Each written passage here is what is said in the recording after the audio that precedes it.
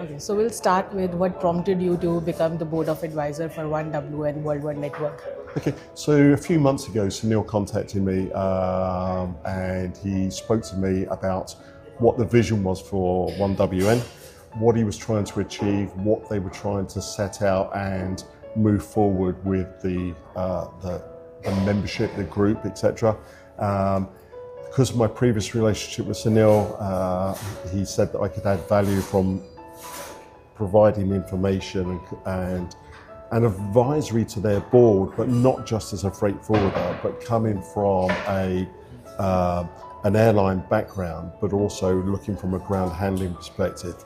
So it was a different dynamic that they could have within their leadership team. So I was quite excited by it. So I was quite excited by it. And the fact is, it works for me. It works for Sunil. And it allows me as my business to try and expand, but it allows me to put something back into the community and work with the freight forwarding community again within the industry. Okay, and you have a huge experience in the aviation market, we'll talk about your Burton Aviation Consultancy. Like, how has been your journey in the aviation market, and what would you say about the consultancy? I think my journey in aviation goes back 42 years. Yes. And I'm the third generation within my family to join the airline. So my grandfather was in the airline industry for 25 years. My father was for 40 years, and I did 42.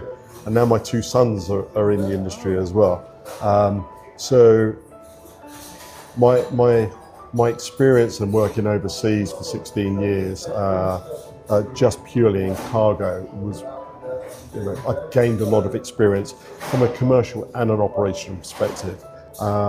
If I'm honest, I prefer the operation side of the business because it's something you can physically touch and you get involved in. I quite enjoy the mechanical handling systems and understanding how freight flows through facilities and trying to see what solutions are available to improve that as we go forward. I actually retired last year, so in July last year I made the decision after 42 years to retire from IAG. It was short-lived. An opportunity came along, and the fact my wife wanted me to get out of the house, it sort of opened up a few doors, and I decided that I would start seeing, look, there's some work out there, just try and do what I can. So I've been working with a number of companies. I do a lot of work with Beacon Projects, based out of Germany, and so part of that has led me into work and doing some operational consultancy type activity in Frankfurt, Liège, and in Amsterdam, and I've done some work with some other larger companies in terms of trying to help them from a cargo perspective as we go forward.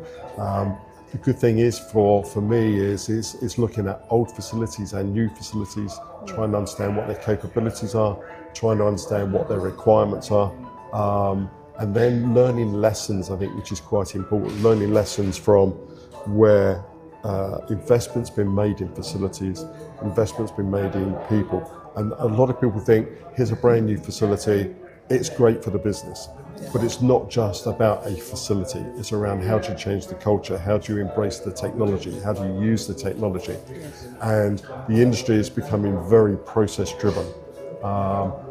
Handling of cargo is pretty basic, but when you want to bring in new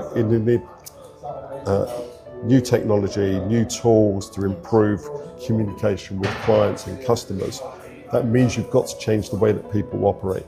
And that's probably been one of the biggest things I've seen that's driving as you go forward, using the technology that's available, trying to get people to change process and drive business forward. Yeah. And if we talk about like overall industry, the global market, there are the shifts in in trade, and then there are geopolitical things, and then trade and US tariffs and e-commerce market. So how do you see the overall global trade and the impact on, because you are from the UK and Europe market, so what is the impact? I think it's one of these unknown at the moment. I think you're in uncharted territory, with what's going on in the US in terms of the tariffs. I think it's scaring the market. I think it's spooking people. You're getting retaliation in terms of other countries are now applying the tariffs back on the USA. So you're in a period of there's no stability there at the moment. Then you look at the political crisis across certain parts of the world. It's making it difficult to, some operators can, we heard earlier on from Glenn around, overflying rates in Russia. Yeah. The impact that's having on markets. Airlines are having to make decisions. Airlines are tight on aircraft, so there's lots of new orders, but they're not coming through quick enough. So you're seeing this big, huge investment in the industry, but it's not happening quick enough. And I think the problem you're going to have is with this period of instability within the market, people are going to sit back and understand what do they need to do. People still need to buy pharmaceuticals, people still need to buy cars, but if you're suddenly going to end up paying 25% more, they're going to think twice about it. So it is, at the end of the day, the people that are impacted the most is the consumer. Yeah. And that's where the issues will lie as you go forward. Okay. So I think it's going to have a big impact on cargo, certainly in the short term, and I think people will look for more stability as they go on. Yeah. So amid all these changes and whatever is happening, there is an optimism, and optimism is in the leadership summit we are doing. Yep. So how do you see the 1WN leadership summit, and what impact do you see on the logistics industry? I think the key takeaways for me is you've got to work together. Of course. Yeah, you've got to work together. You've got to work in a collaborative way.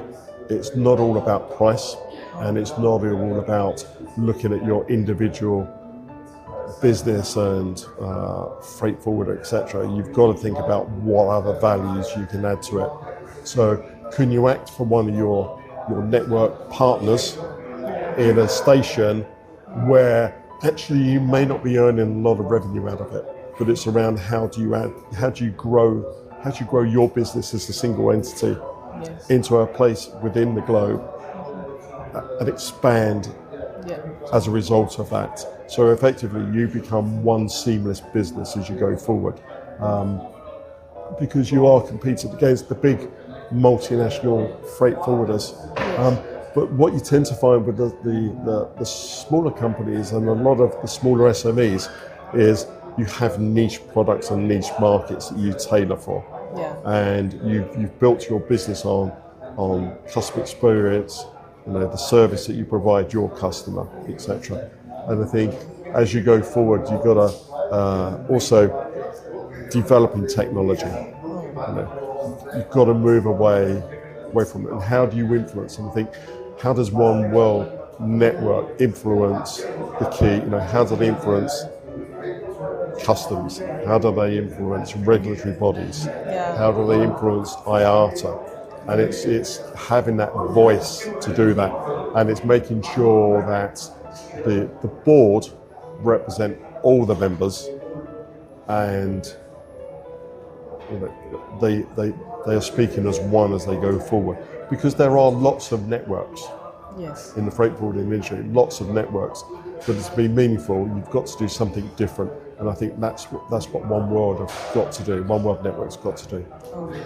And one last is the one message in one line for 1WN members. Work together. If you don't work together, then transparency. Yeah. Work together. Yes. Thank you. Okay. Thank you. Thank you.